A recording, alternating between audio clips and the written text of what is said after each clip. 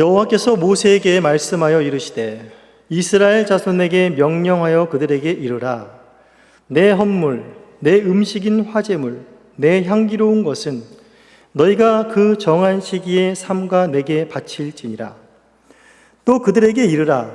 너희가 여호와께 드릴 화제는 이러하니 1년 되고 흠없는 순양을 매일 2마리씩 상번제로 드리되 어린 양 1마리는 아침에 드리고 어린 양 1마리는 해 질 때에 드릴 것이요 또 고운 가루 10분의 1 에바에 빻아낸 기름 4분의 1 흰을 섞어서 소제로 드릴 것이니 이는 시내 산에서 정한 상번제로서 여호와께 드리는 향기로운 화제며 또 그 전제는 어린 양 1마리에 4분의 1 흰을 드리되 거룩한 곳에서 여호와께 독주의 전제를 부어 드릴 것이며 해질 때에는 2번째 어린 양을 드리되 아침에 드린 소제와 전제와 같이 여호와께 향기로운 화제로 드릴 것이니라.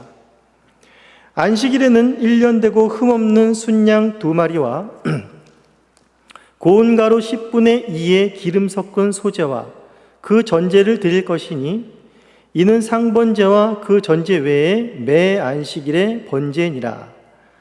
초하루에는 숫송아지 2마리와 순양 1마리와 1년 되고 흠없는 순양 7마리로 여호와께 번제를 드리되 매 숫송아지에는 고운 가루 10분의 3의 기름 섞은 소제와 순양 1마리에 고운 가루 10분의 2의 기름 섞은 소제와 매 어린 양에는 고운 가루 10분의 1의 기름 섞은 소제를 향기로운 번제로 여호와께 화제를 드릴 것이며 그 전제는 숫송아지 1마리에 포도주 반 흰이요 순양 1마리에 3분의 1 흰이요 어린 양 1마리에 4분의 1 흰이니 이는 1년 중 매월 총 하루의 번제며 또 상번제와 그 전제 외에 순염소 1마리를 속죄제로 여호와께 드릴 것이니라.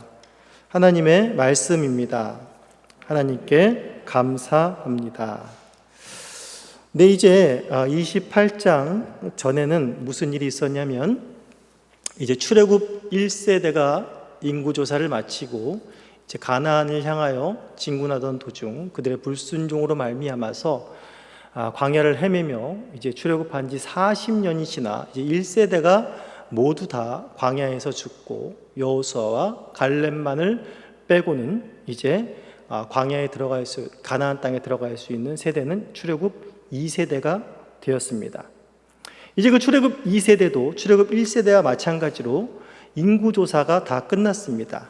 인구조사가 전쟁에 나갈 만한 그 인구조사가 1세대와 비교했을 때 거의 차이가 나지 않았고 하나님께서도 그 1세대를 2세대를 1세대와 동일하게 보호하시고 인도하셨음을 인구조사를 통해서 보여주셨습니다.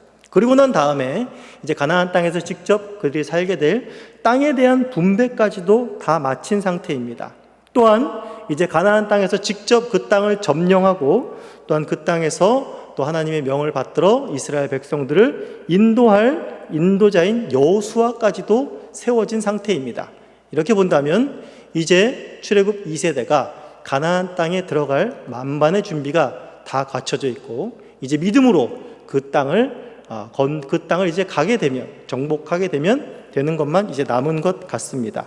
그런데 갑자기 이제 28장부터 30장까지 해서 제사의 규례가 나오는 것입니다. 매일 드려지는 제사로부터 시작해서 주요 절기마다 드리는 제사들, 그리고 3장에 가서는 서원에 대한 규례가 나오는 것입니다. 뭔가 순서와 맥락이 맞지 않는 것 같으나 하나님의 백성에 있어서 이 제사는 너무나도 중요한 것이기 때문에 이들이 가나안 땅을 들어가기 전에 한 번 더 그 제사의 중요성을 하나님께서 짚어주시는 것은 과한 것이 아니고 반드시 이들에게 필요한 절차였던 것입니다. 이제부터 그럼 오늘 3가지 번제를 알아볼 텐데 이 번제를 통해서 이스라엘 백성들의 가나안 땅에 들어가서 지켜야 할 이 제사가 왜 그렇게 중요한가를 살펴보는 시간을 갖도록 하겠습니다. 자, 이제부터 1절, 2절에 보시면 이제 여호와께서 명을 하십니다. 이제 화제를 바치라라고 명을 하십니다. 헌물을 드려서 화제를 바치고 그 다 탄 그 제물은 하나님께서 향기롭게 받는다라고 하시면서 그 하나님께서 원하시는 화제를 바로 하나님이 정한 시기에 바쳐라라고 하면서 그 드릴 화제의 종류는 이러하다라고 하면서 첫 번째로 드릴 화제의 그 종류는 바로 상번제라는 것입니다. 상번제는 무슨 말인가 하면 매일 항상 드리는 번제를 말하는 것입니다. 여기서 이제 1절부터 8절까지 이제 상번제에 대한 규례가 나오는데, 상번제 때 드릴 헌물, 제물은 바로 순양입니다.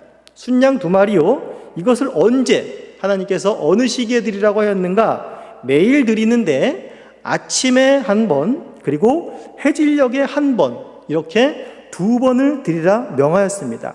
그리고 이 상번제를 드릴 때 또 같이 드려야 되는 것이 있는데, 그것은 바로 소제와 전제. 소제 우리가 다 알고 있습니다. 이미 오제사에서 이미 다 경험을 했고, 그 가루를 곱게 빻은 것을 하나님께 드리는 것인데, 이것을 단독으로 드릴 때도 있지만 대부분은 제물을 태워 드리는데 같이 드렸습니다. 그리고 전제, 이렇게 붓는 것을 말하죠. 제물에 주로 포도주를 부었는데, 각별히 여기서는 좀 더 독한 독주를 부으라라고 말을 합니다. 그러니까 상번제를 하나님 앞에 매일 아침과 해질녘에 한번 드리는데, 그것에 소제와 전제, 각별히 독주를 부어 드리라라고 명을 한 것입니다. 이것이 이제 이스라엘 백성들이 가나안 땅에 들어가서 매일매일 해야 되는 아주 중요한 제사의 규례입니다. 상번제는 번제는 다 태워서 하나님 앞에 드려지는 것이기 때문에 이것은 신자의 온전한 헌신, 하나도 남지 않는 온전한 헌신을 하나님 앞에 드린다라는 의미가 있는 것입니다. 그렇기 때문에 매일매일을 너희들이 가나안 땅에 들어가서 온전한 헌신으로 하나님 앞에 드려지는 삶을 살아야 된다라는 것을 가르쳐주는 것입니다. 자, 두 번째로는 9절부터 10절의 내용입니다. 9절부터 10절의 내용은 매 안식일에 드려지는 번제라는 것입니다.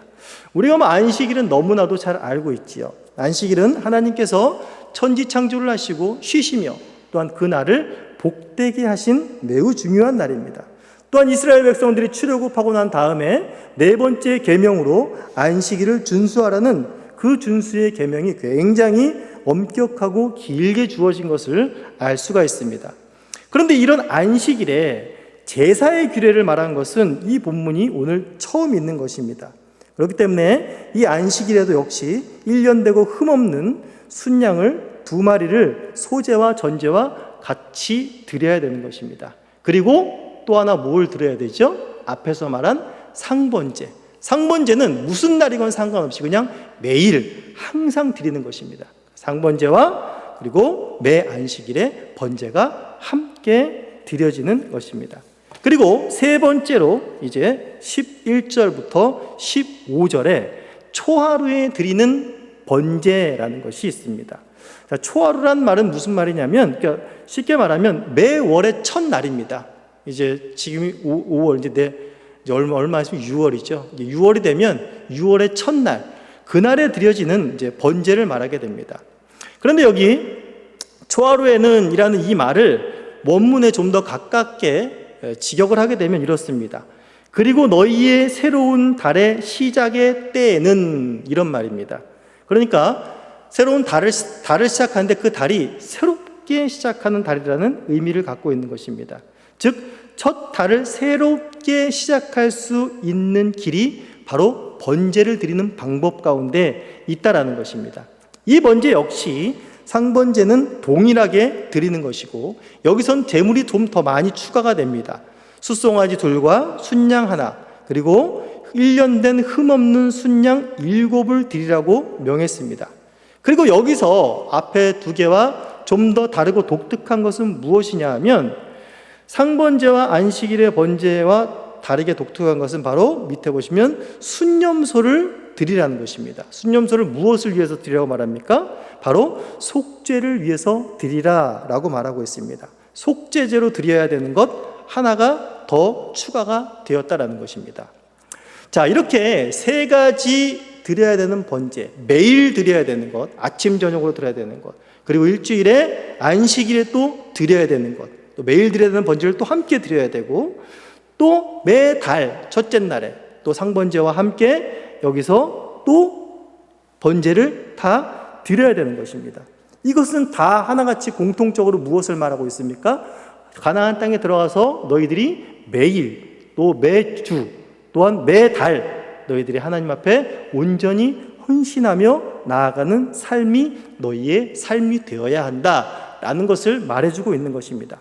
그런데 이게 남의 일이라고 생각하지 말고 내 일이라고 생각하면 어떨까요?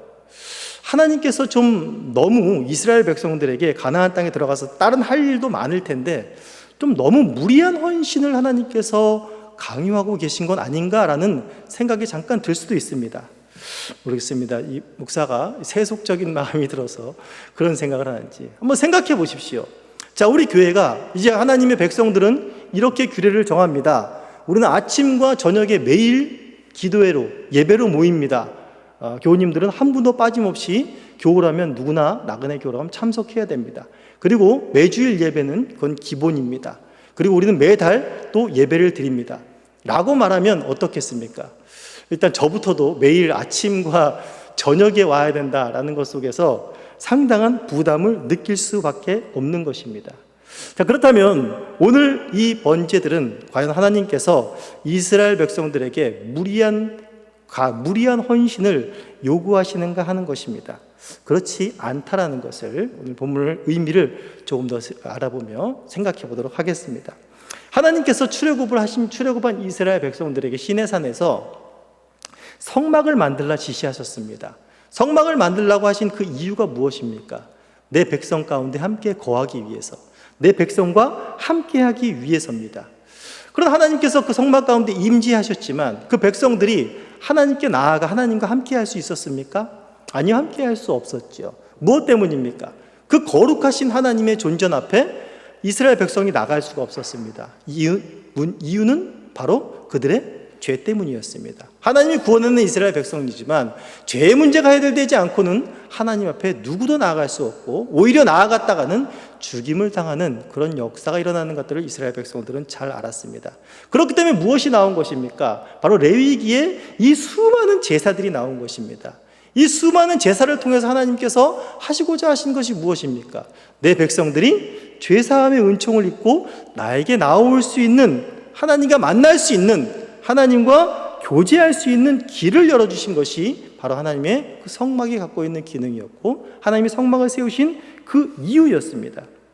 자, 출애굽기 29장 38절에 이제 오늘 본문에서 본 이 상번제의 규례가 가장 먼저 나오는데, 이 상번제의 규례를 제정하시면서 이 상번제의 규례를 제정하신 하나님의 의도, 하나님의 뜻을 하나님께서 이렇게 말합니다.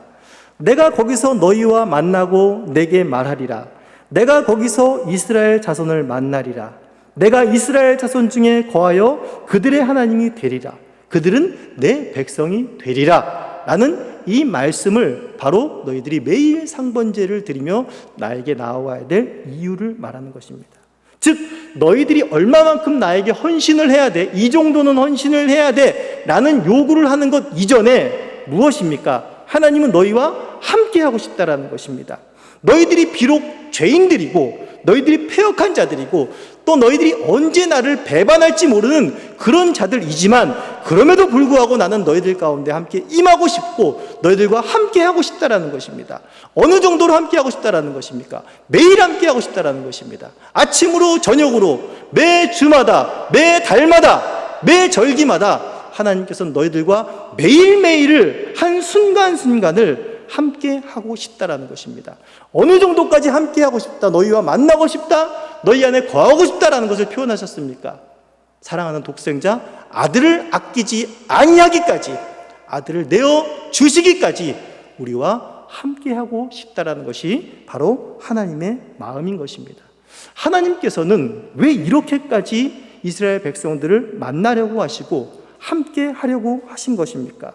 우리 좀 전에 출애굽께서 말씀하셨듯이 죄 용서의 은혜를 그 백성들이 알게 하기 위함입니다. 여기서 그치는 것이 아니라 죄 용서함을 입은 그 백성들이 이제는 내 백성 되게 하려는 것이 바로 하나님의 목적인 것입니다. 나는 너희 하나님이 되고 너희는 내 백성이 되게 하는 것, 내 백성다워지는 것, 제사를 통해서 하나님과의 만남을 통해서 다시금 하나님의 형상으로 회복시키고자 하시는 것이 바로 하나님의 마음이었고, 이러한 제사를 드리라고 하는 하나님의 본의였다라는 것입니다. 사실상 이것이 이스라엘의 헌신이라고 말할 수 있겠습니까? 이들의 공로고, 이들의 시간이고, 이들의 물질이고, 이들의 노력이었으면 이것은 이들의 헌신이라고 할 수 있습니다. 그러나 이들이 어떤 자들이었습니까? 이들은 애굽의 노예였고 자기의 자산이라고는 없는 자들이었습니다. 노예가 무슨 자기 자산이 있습니까? 그저 주어지는 것이고 다 빌려온 것입니다. 그런데 그들이 애굽에 나올 때 거부로 나왔습니다. 많은 금폐물을 가지고 나왔습니다. 다 누가 준 것입니까? 하나님이 주신 것입니다. 이들의 시간은 또 어떻습니까? 이들은 결코 애굽의 노예라는 그 시간의 틀에서 결코 벗어날 수 없는 자들이었습니다. 그런데 이들은 하나님의 백성의 시간으로 다시 옮겨진 자들, 자유인의 시간으로 옮겨진 자들입니다. 이들이 가지고 있는 것은 시간도 자신들의 시간이 아니었고, 헌물도 자신들의, 물질도 자신들의 물질이 아니었고, 이들에게 있는 것은 아무것도 사실상은 없었고 도리어 빼앗긴 자들이었다는 것입니다. 그런데 그 모든 시간과 그 모든 물질과 그 모든 열심, 그 모든 동기를 누가 주셨다라는 것입니까? 바로 하나님께서 주셨다라는 것입니다. 그래서 오늘 28장 2절에 하나님께서 이렇게 말하는 것입니다. 내 헌물, 내 음식인 화제물, 내 향기로운 것. 뭐라고 말합니까? 다 내 것이다. 다 하나님의 것이다라는 것입니다. 하나님이 주신 것으로 하나님께 나오는데 이것이 어떻게 헌신이 된다는 말입니까? 도리어 하나님께 나오면 나올수록, 더 자주 나올수록 하늘의 신령한 복을 경험하게 되니 오히려 더 나아가고자 하는 그 마음이, 그 반응이 당연한 것 아니겠습니까? 자, 오늘날 우리는 이러한 복잡한 제사의 규례에 적용을 받지 않고 있습니다. 하나님께 나아가는데 이 제사법들이 적용되지 않고 있습니다. 그 이유가 무엇입니까? 바로 이 모든 제사를 그리스도의 희생으로, 그리스도의 십자가로 다 충족시켰기 때문입니다. 그리스도께서 흠없는 양이 되셔서 날마다 우리는 아침, 저녁뿐만이 아니라 아침, 점심, 저녁 언제든지 하나님 앞에 나아갈 수 있게 되었습니다. 또한 우리는 주일에 제사가 없이도 하나님께 나아가며 온전한 안식을 누릴 수 있게 되었습니다. 그리스도의 희생이 바로 우리에게 세상이 줄 수 없는 평안과 안식을 주셨기 때문입니다. 또한 우리는 매달 첫 주뿐만이 아니라 매번 새롭게 하나님 앞에 나아갈 수가 있습니다.